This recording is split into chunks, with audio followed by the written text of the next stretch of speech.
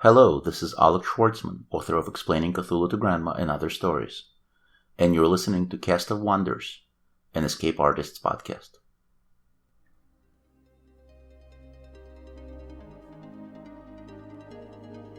This is Cast of Wonders, the young adult fiction podcast featuring stories of the fantastic. Welcome.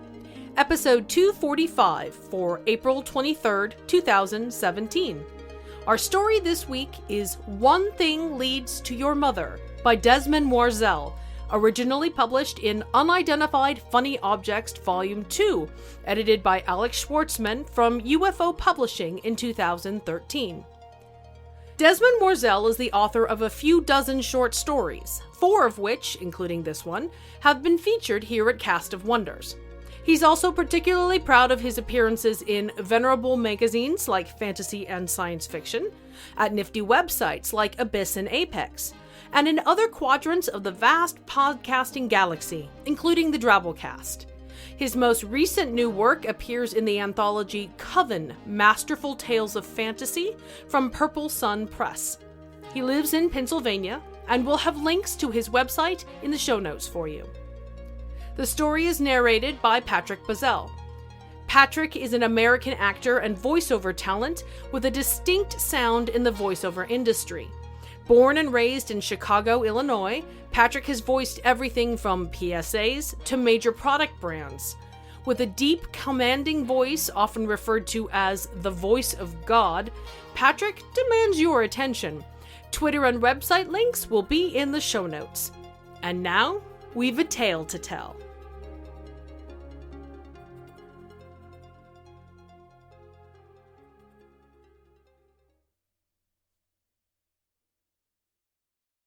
One Thing Leads to Your Mother by Desmond Warzel. Yates propelled himself into the office. The door closed behind him, silencing the emergency klaxons that had followed him around for days like hell's own Greek chorus. The only remaining sound was his pulse pounding in his head, too loud, too fast. A seated figure shimmered into existence behind a desk, white, male, balding, wearing a tan sweater.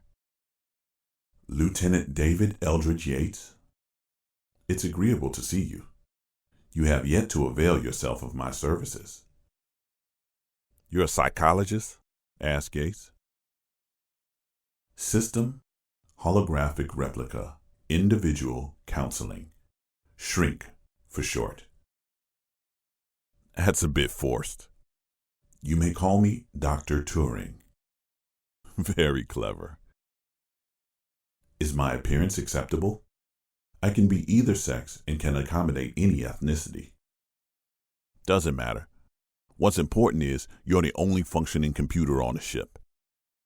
Perhaps that accounts for your agitated state. Is there some sort of emergency? You gotta be kidding me. With the exception of the library module, I have no access to the ship's systems. My isolation ensures the confidentiality of all counseling sessions. What is the problem? What isn't the problem? Yates retorted. 3 days ago, Lieutenant Arcuri woke me from my cryo sleep. My turn on watch. No sooner had I put Arcuri under when everything went to hell. Cascading failure. Systems went down like dominoes. Some went quietly, most didn't. I'm afraid I don't see how I can help. I fixed it all. Every last system. Been awake 72 hours straight, but it's done. All I have to do is restart the master system, and everything should come back online. And? Prompted Turing. I can't get in. I forgot my password. Turing raised an eyebrow. That he could react at all was a testament to the prescience of his programmers and their refusal to underestimate the depths of human idiocy. You got my file, said Yates. Just retrieve my password and I'll get out of your hair. I'm sorry, Dave. I'm afraid I can't do that. The joke eluded the oblivious Yates, as did Turing's self-satisfied smirk at finally having a legitimate context in which to deploy it. The lieutenant registered only annoyed confusion. Why not? You know I'm me. Passwords do not appear in personnel records. They're meant to be secret after all, Turing said reproachfully. Well, we got an hour to figure it out, said Yates. Then the auxiliary batteries on the cryopods conk out. Goodbye, crew. Hello, just the two of us, alone together for eternity. Perish the thought, said Turing with distaste. The task you propose lies beyond my parameters. However, my perceptual acuity with respect to the human psyche is unmatched. We must try. He indicated the couch at the side of the room. I find that most people prefer to lie down. Would you care to? To Yates, who had spent 3 days carooming off the bulkheads like a racquetball, if racquetballs spent their existence in a state of sheer panic. The couch's allure suddenly eclipsed the aggregated temptations of a dozen shore leaves in a dozen seedier sports in explored space. He kicked gently off the wall and maneuvered across the room, pulling himself into a position atop the leather cushions and strapping himself down. Nice place, he said, and meant it. The rest of the ship, whose designers had seen too many of the wrong movies, was unlivable on a good day. All stark white passageways with blinking LEDs.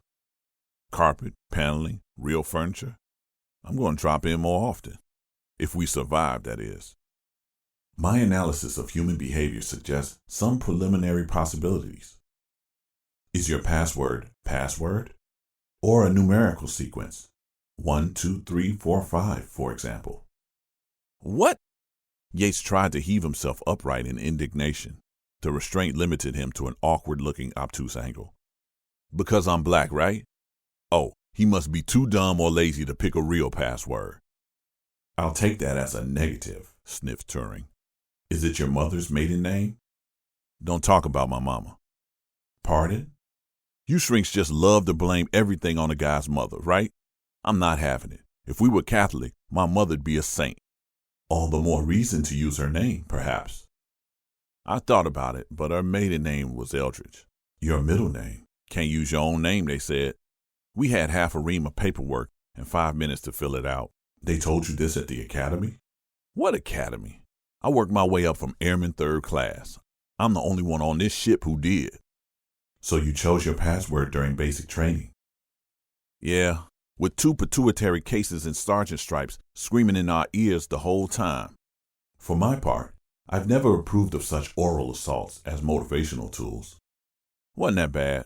No worse than trying to do homework when my dad was in the house. Let's talk about that. You were born in 2190 in New York City. Yeah, lived there until I was 13. With your mother? Man, I told you not to bring up my mama. Try that where I come from and see what happens. And where is that specifically? Brooklyn. Is Brooklyn your password? No. Why would it? You were under stress when you selected it. You might have unconsciously sought solace in a happier time. No dice. I see that you graduated from high school in Erie, Pennsylvania. Yeah, Central Tech High School. Go Falcons. Is any of that ringing a bell for you? What? Erie? Central? Falcons? No, sorry. No need to be sorry. Don't worry, I didn't mean it. When did you move to Erie? Don't you know? Yes, but my memory isn't at issue. When I was 15. You moved there with your mother? You talk about her one more time, I'm going to put you right on your holographic ass. A novel threat, if unenforceable. Your concern is noted. I'll avoid broaching the subject unnecessarily. Fine. So, you moved to Erie with your mother? Yates fished a stylus from his pocket of his coveralls and flung it. It passed harmlessly through Turing's head and ricocheted around the office until it lodged in a knee well beneath the desk. Turing remained unperturbed. My understanding is that we have very little time. It's up to you how much we waste. Yates massaged his temples. His pulse was down to a resting rate, but his head still pounded. Starship duty, all the benefits of a hangover without all that bothersome drinking. A little something for the recruiting posters. Yes, with my mother. Why? Cheaper than New York, and she had family there. What did your father have to say about it? Nothing that mattered. What's his name? Same as mine. So you're a junior? No, Different middle names. And what's your father's middle name? Jerome. So what? Is Jerome your password? Be serious. You could have chosen something with negative associations and then repressed it after the fact. It's not Jerome, trust me. Was your father around very much? Is anybody's these days? Do you resent him for that? The man was a tyrant. The longer he stayed away, the better. And your mother was more lax in terms of discipline? Nah, she just knew how to let a kid be a kid. Again with my mother? You were 18 when you selected the password. Thus, your childhood made up the totality of your experiences. The answer lies there. You're just jealous. You don't have a mother, so you got to rag on everybody else's. I had a mother. Her name was Eliza. This was the second joke to sail majestically over Yates' head. Turing scheduled a thorough examination of his humor subroutines, contingent on the crew's survival. Fine, my childhood. What else do you want to know? Is there anything you think I ought to know? Something you've avoided discussing? Obviously, you think there is. You were in Brooklyn through age 13 and Erie from 15 on. What's missing? Age 14, I guess. What happened then? I lived with my father in Ohio for a year. Why keep that to yourself? Nobody ever brought up the subject of David Jerome Yates voluntarily. You didn't think that it might be important? The worst year of my life? Sure. If you're a sadist, it's important. Why Ohio? He thought Brooklyn had too many bad influences. Said if I came to Toledo for a year, I'd straighten up. Is Toledo your password? Yates waved off the question irritably. No, it's not. What makes you think it'll be that simple? Oh, the black guy has to have an obvious password, or he'll forget. Hostility is unconstructive. Moreover, you did forget. It's not Toledo. We didn't live there anyway. We lived in the suburbs. Which one? I don't remember. Doesn't matter. One suburb's just like every other. Did you like it there? Hated it. Never felt at home. Plus, I was the only black kid in my class. They gave you a hard time? No, I gave them a hard time. I see. Wasn't their fault. I just wanted gone. I pestered my dad every day. I want to live with my mom. I want to live with my mom. Just mom, mom, mom, all the time. I thought you were going to try not to bring her up. I didn't. You did. There's nothing here. Try something else. What school did you attend? Gateway Middle School. You remember the school, but not the town it was in? So? What street did you live on? Sackett Street. In what town? I don't know. You're hiding something from yourself. You don't know that. Something you wish to avoid. I don't think so. What was your zip code? Zip code? Like on a letter? What is this, 1870? Do you remember it? 43537. Yates' eyes opened wide. Why do I know that? I remember the zip code, the street, the school, but not the town? Why? Why indeed? Yates unstrapped himself from the couch and maneuvered to the desk. This close, Turing became slightly transparent, and the paneling on the far right wall showed through. It was like being haunted by an especially placid ghost. Yates pointed at the switch on his desk. You said you have library access. Turing nodded. The library itself is down, of course, but my cached version should be intact. Yates tapped the switch. A holographic interface window seemed to emerge directly from the solid wooden desktop. He began his manipulations, flinging icons around the display in all directions like pucks in a shuffleboard match between madmen. Take your time, advised Turing. Keep your head about you. I don't come in here and tell you how to do your job. Actually, you've done nothing but. The remainder of Turing's complaint went unuttered, as Yates slapped the desktop triumphantly. Got it! He consulted his chronometer. Still time, too. That's how we do it in Brooklyn, baby. He kicked off from the desk and hurtled across the office, hitting the doorframe at a bone-jarring velocity. He fumbled the door open and was immediately assaulted by the emergency klaxons, which had gamely kept up their tonal ululations throughout the session. It was like being shot in both eardrums simultaneously. Don't forget to schedule a follow-up appointment, Turing called impotently as Yates vanished down the passageway. It's in the regulations. And you're welcome, by the way. Turing manipulated Yates' abandoned interface window, no small feat for a being with no substance, until it registered on one of several visual sensors throughout the office, which served as his eyes. There, highlighted, was a sought-after name.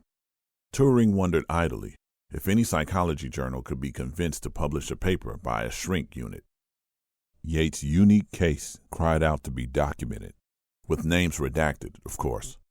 He'd repressed the name of the town, not to purge himself of it, but to preserve it. During the year he spent under his father's thumb, in his Midwestern purgatory, it had become his only comfort, even if he didn't consciously understand why. And when he left home again, years later, this time for boot camp, and found himself at the tender mercies of the drill instructors, it had bubbled unbidden to the surface and spilled onto a form, in a blank marked password. 6 simple letters, when read aloud, tied the whole thing together. M-A-U-M-E-E, a small Ohio town called Maumee. I'm glad to see you again, Lieutenant Yates. Don't be.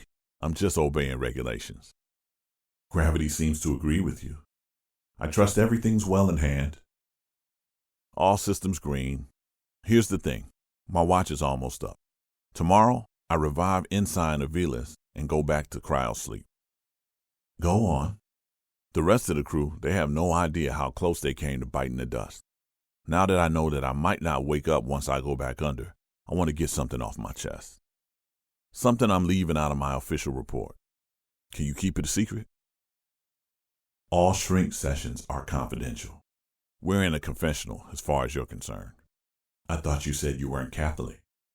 Always with the sly answers. Nobody likes you very much. You have my word. Confess away. I know what caused the system failure. Interference from an unauthorized electronic device. What kind of device? A digital photo frame. Yours? Yes. Personal electronics are prohibited while ship is in flight. It's the oldest rule there is. It goes all the way back to the days of aviation. I didn't know they were serious about that. When was the last time you heard about an electronic device disabling a vessel? 15 seconds ago. We're allowed personal effects. That specifically includes photos. Aren't photos digital? A suspicion took root in Turing's virtual mind, a detail that, if verifiable, would tie his journal article together perfectly. Whose picture was in the frame? He asked. Not relevant. A woman? Not relevant. She must be somebody important. What difference does it make? You wanted to confess. I'm acting as confessor. And I need you to admit it out loud so I can write it up. I'm leaving. Suit yourself. As Yates stalked out of the office, Turing concluded speaking at a conspicuous elevated volume. It must have been someone of quite objectionable appearance for you to be so reticent. It's probably somebody of poor hygiene as well. I don't blame you for your secrecy, especially if the person is of questionable moral character, which I can only assume, given your reluctance to discuss the matter. Yates' distant footfall ceased. Switching subroutines. Turing accessed the obscure data he'd unearthed during his humor self-assessment. He seldom departed from his default demeanor, but this was for the advancement of his field. I hear she's so dumb. She put headlights on an FTL cruiser. And she's so ugly, the captain strapped her to the deflector dish to scare the meteoroids away. And so fat, if time were a dimension, she'd be 4 days long. 3, 2, 1. Yates burst into the office, fists clenched. Didn't I tell you not to talk about my mother? But by the time Yates reached the desk, Turing had vanished.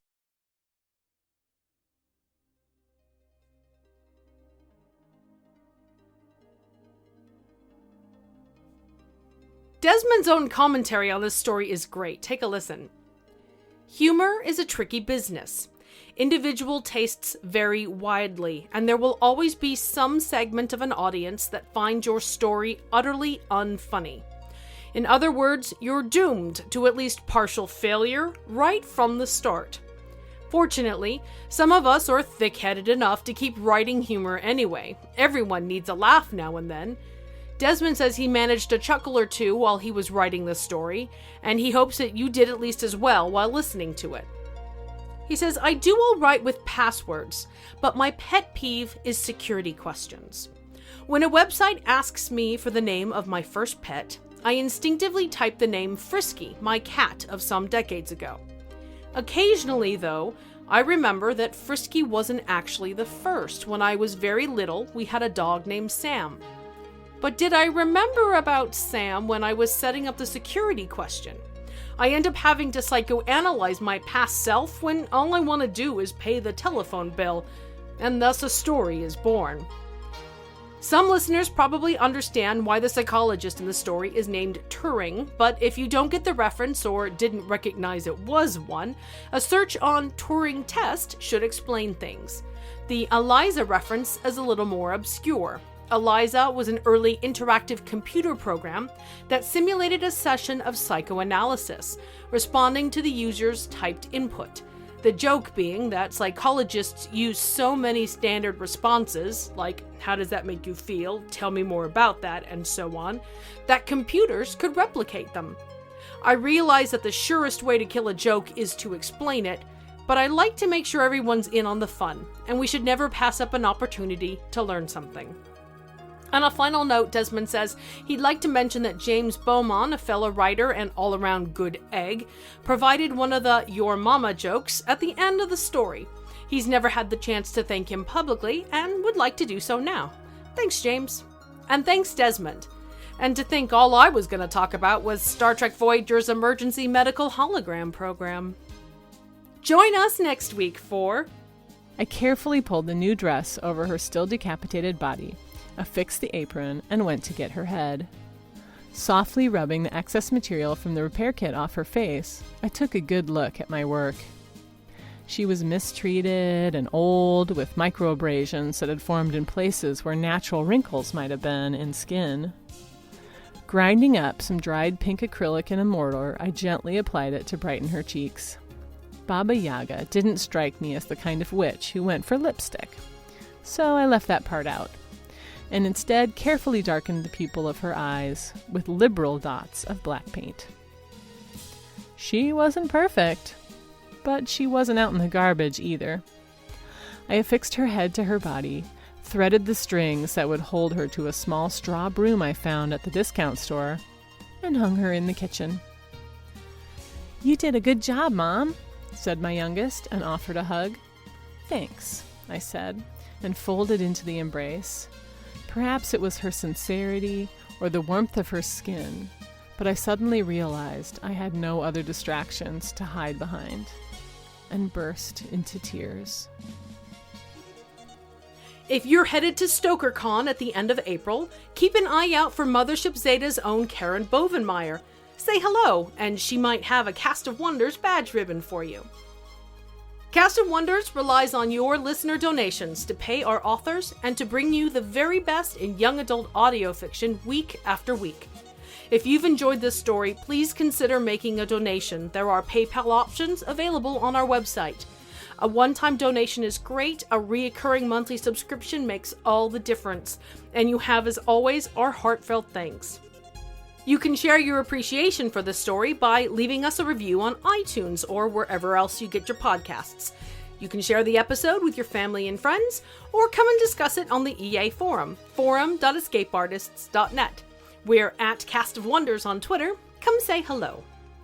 Cast of Wonders is a production of Escape Artists Incorporated and is brought to you by the creative team of assistant editors Danny Daly and Catherine Inskip, slush readers Amy Brennan, Alexis Goebel, Andrew Kim, Aiken Patel, Susie Rodriguez, Muddy Schleider, Chris Tang, and Xander Simon. Your audio producer is Jeremy Carter, and I remain, as always, your humble editor and host, Marguerite Kenner. Our episodes are released under the Creative Commons Attribution, Non-Commercial, No Derivatives 4.0 International License. That means you can share the episode or download it on any device you like, but you can't change it or sell it. Our theme, Appeal to Heavens, is by Alexi Knopf from musicalley.com. Thanks for listening.